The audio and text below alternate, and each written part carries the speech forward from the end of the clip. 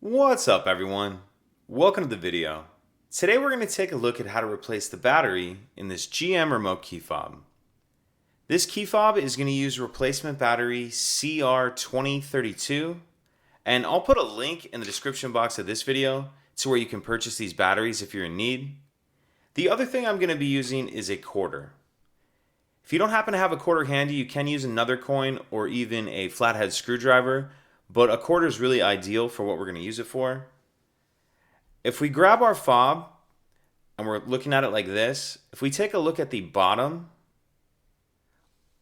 over to the side, you can see there's a little bit of a notch right here.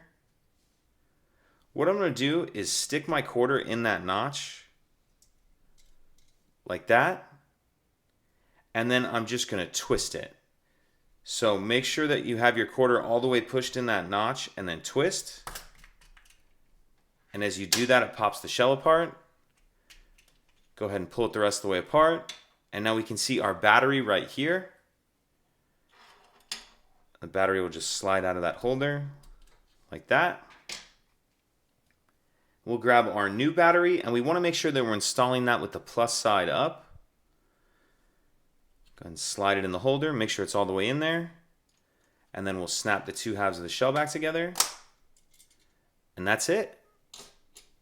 If you have any questions, please let me know. If you could take a second to like and subscribe, it helps us out, and I'd appreciate it. Thank you.